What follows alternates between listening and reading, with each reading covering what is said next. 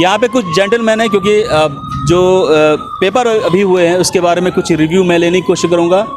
और सर, आपका नाम? अजीत प्रताप सिंह। आपका? आशुतोष गुप्ता। प्रदीप कुमार। प्रदीप कुमार। आप लोग का ये कौन सा अटेम्प्ट मेरा था? Second attempt. मेरा फर्स्ट अटैम्प्ट। मेरा भी फर्स्ट टाइम था। सेकंड है ना, आप बेहतर बता सकते हैं। लास्ट ईयर के जो पेपर आए थे जीएस के, इस साल के पेपर में क्या बेसिक डिफरेंस है? इस बार के पेपर में डिफरेंस ये है कि जो एलिमिनेशन ट्रिक से जो क्वेश्चन सॉल्व होते थे, इस बार यूपीएससी ने सारे एलिमिनेशन ट्रिक को हटा दिया है। अब आपको पूरा प्रॉपर नॉलेज होना पड़ेगा, तभी आप क्वेश्चन सॉल्व कर सकते हैं। प्रॉपर नॉलेज होना पड़ेगा, क्योंकि कुछ स्टूडेंट बता रहे थे कि कोई क्वेश्चन ऐसा है जिसका आपको आंसर पता है, लेकिन उसके जो ऑप्शन 4 दिए गए वो इतने कंफ्यूजिंग है कि आपको पता ही नहीं कि इसमें से कौन होगा। एग्जैक्टली, अगर आपको चारों ऑप्शन पता है तभी आप उसको सॉल्व कर सकते हैं, नहीं तो आपको गेस वर्क ही करना पड़ेगा। गेस वर्क करना पड़ेगा। नहीं, क्या ये कितना रिस्की है? गेस करना कितना रिस्की है? गेस करना रिस्की इन द सेंस कि अगर आपको 2 ऑप्शन पता है, अगर 2 ऑप्शन नहीं पता है तब भी आपको 50-50 चांस मिल रहा है। हाँ। तो ये आपको गेस लेना ही पड़ेगा, क्योंकि आपको 2 पता है लेकिन 2 नहीं पता, तो आप छोड़ भी नहीं सकते हैं, क्योंकि उसके फिर आप कट ऑफ क्लियर नहीं कर पाएंगे। तो इसलिए आपको थोड़ा गेस, तो ये थोड़ा सा रिस्की तो है ही है। रिस्की तो है, बट ये हिट एंड ट्रायल मेथड थोड़ा सा अपना सकते हैं, लेकिन वो क्या दैट विल वर्क हियर? अब कट ऑफ क्लियर करना तो लोग को करना पड़ेगा, क्योंकि आप इतना क्वेश्चन तो अटेम्प्ट करने ही पड़ेंगे, क्योंकि करने ही पड़ेगा ही, क्योंकि नहीं तो फिर आप कट ऑफ ही नहीं क्लियर कर पाएंगे। आपको मैक्सिमम 75-80 क्वेश्चन तो अटेम्प्ट करने ही पड़ेंगे, तो इसलिए आपको गेस वर्क लगाना ही पड़ेगा, नहीं तो फिर आप रेस में ही नहीं है। सही बात है। सर, किस एरिया से ज़्यादा क्वेश्चन थे अगर हम सब्जेक्ट वाइज बात करें तो? सब्जेक्ट वाइज इकोनॉमिक्स से काफ़ी क्वेश्चंस थे जो कि बहुत टफ और डीप क्वेश्चंस थे। अच्छा। मतलब ऐसा था कि पिछले PYQs देखे जाएं और इस पेपर को देखा जाए तो काफ़ी डिफरेंस था।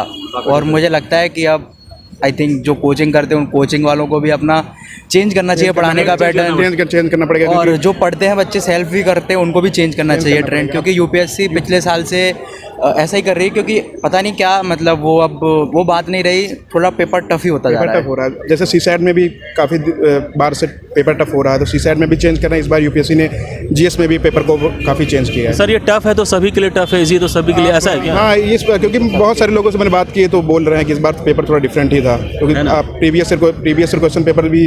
कैसा लगता है सर, कट ऑफ कैसा जाएगा? Sir, cut off last year से तो ऑब्वियसली ज़्यादा कम जाएगा, क्योंकि हम लोग इस हिसाब से प्रिपेयर नहीं थे कि इतने सारे क्वेश्चंस आएंगे जो हमारे गुगली हो जाएगी, तो ऑब्वियसली बात है कट ऑफ कम जाएगी। सर, करंट अफेयर से क्वेश्चन थे क्या? करंट अफेयर्स काफ़ी क्वेश्चन थे, बट क्वेश्चन इस तरफ से थे कि आप जज नहीं कर सकते ये करंट से या टोटल या फिर स्टैटिक इसमें इंक्लूडेड है। अरे यार, ये कैसा क्वेश्चन था? मतलब ये किस तरह, बड़ा कंफ्यूजिंग, ये कैसे? इस बार बहुत कंफ्यूजिंग था। मतलब पता नहीं चल रहा है ये करंट है या स्टैटिक है, कैसे? यूपीएससी ने बस ये बेसिकली ये किया है कि जो कोचिंग इंस्टीट्यूट है ना उनके पूरा, उनको पूरा, क्योंकि पहला ऑप्शन लगता है कि वो करंट है, पर दूसरे और तीसरे ऑप्शन पढ़ते हैं तो लगता है कि स्टैटिक है, तो माइंड जाता है कि करंट से लेवल करें या फिर स्टैटिक करें, दोनों देखते हैं तो ऑप्शन कंफ्यूजिंग है। पेयरिंग 1, देखिए, ये पूरी एनालिसिस में एक नया चीज़ यहाँ पे उभर के आया है, ये बहुत, this is something very different. और ये चीज़ें हैं ना, बच्चों कहीं ना कहीं आंसर सही होते हुए भी गलत कर पाते हैं एज ए स्टूडेंट। तो सर, ये जैसे ये सर बता रहे हैं, इसको कैसे देखते हैं? इस तरह के क्वेश्चन कितने थे? काफ़ी क्वेश्चंस थे ऐसे, मोर देन 30 क्वेश्चंस 30 क्वेश्चन थे, क्योंकि गैस करना बहुत ही मुश्किल था। नॉर्मली अगर हम जनरल स्टडी के हिसाब से जाएं तो गैस करना काफ़ी मुश्किल था उधर। तो सर, ऐसे क्वेश्चन को कैसे अटेम्प्ट किया? आप क्या रणनीति रही आपके एग्जामिनेशन में? अटेम्प्ट ऐसे किया कि जैसे ऑप्शन 2 पता है, अगर 2 नहीं पता है तो थोड़ा बहुत गेस वर्क करना पड़ता है, अपना लॉजिक लगा के। 50% तो है पता, 50 में फिर अपना 50-50 मतलब तो वही फिर करना ही पड़ेगा, क्योंकि आपका दो क्वेश्चन, अगर आप 2 ऑप्शन पता तो आप 50-50% पे हैं। अगर आपको पता है करना है ही है, नहीं तो अगर नहीं करेंगे छोड़ के आएंगे तो ऐसे ही आपका। कुछ कोचिंग ऐसी है जो वो कहते हैं कि जो आंसर आपको नहीं भी आ रहा उसको भी आप सही कर सकते हैं, इसके लिए टूल और कुछ टेक्निक्स बताते हैं। क्या ये वो चीज़ें यहाँ पे काम करेंगी? नो, टेक्निक्स कोई बिल्कुल टेक्निक नहीं। 2 साल पहले कामयाब थी, जिससे एलिमिनेशन करके हम कर सकते थे, बट अभी तो यूपीएससी ने ऐसा किया है कि एलिमिनेशन का पूरा ही स्कोप खत्म कर दिया। आप अगर आपको बेसिक नॉलेज है तो करेक्ट कर सकते हो, अदरवाइज बहुत ही मुश्किल है। मोर देन 50 क्वेश्चंस जो थे वो पेयरिंग वाले थे, पेयर 1, पेयर 2, और जो कि मोस्टली 99% स्टूडेंट के लिए टफ होते हैं। देखिए, कट ऑफ तो हम इस बार बहुत लो जाएगा, बट ओवरऑल अगर हम बात करें तो आप अपने आज की परफॉर्मेंस कैसे देखते हैं सर? कह नहीं सकते सर, क्योंकि काफ़ी पेपर थोड़ा सा डिफरेंट था, तो अभी घर जाके ही पता चलेगा कि कैसा है। आप इवन बता नहीं सकते हैं, क्योंकि खुद ही को नहीं पता हमने जितने क्वेश्चन किए हैं वो सही है या गलत हैं, क्योंकि मैक्सिमम क्वेश्चन गैस वर्क से ही किए गए हैं। आंसर की तो यूपीएससी देता नहीं है, फिर कैसे करेंगे आप? इंस्टीट्यूट के भी जो आंसर की आते हैं वो ऑथेंटिक 100% सही नहीं रहते। इवन यूपीएससी के जो इंस्टीट्यूट है, कोचिंग इंस्टीट्यूट है, वो भी नहीं सॉल्व कर सकते, नहीं कर पाते। और यूपीएससी इस कंट्रोवर्सी में फंसता नहीं, वो आंसर की कभी नहीं देता है यार, कभी कभी गलतियाँ हो जाती हैं उनसे भी। तो ये चीज़ें हैं।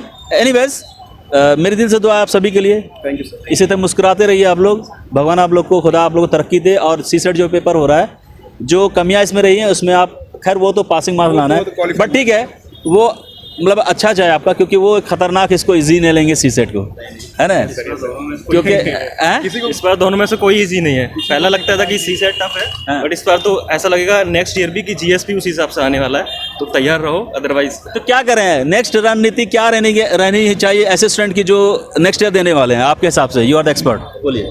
मेरे हिसाब से सर आप पूरा बेसिक कॉन्सेप्ट आप क्लियर रखिए, एकदम लेयर बाय लेयर क्लियर रखिए, और थोड़ा बहुत पीओक्यूज तो लगाना ही पड़ेगा, क्योंकि आपको बेसिक कॉन्सेप्ट क्लियर करने के लिए पीओक्यूज लगाने पड़ेंगे।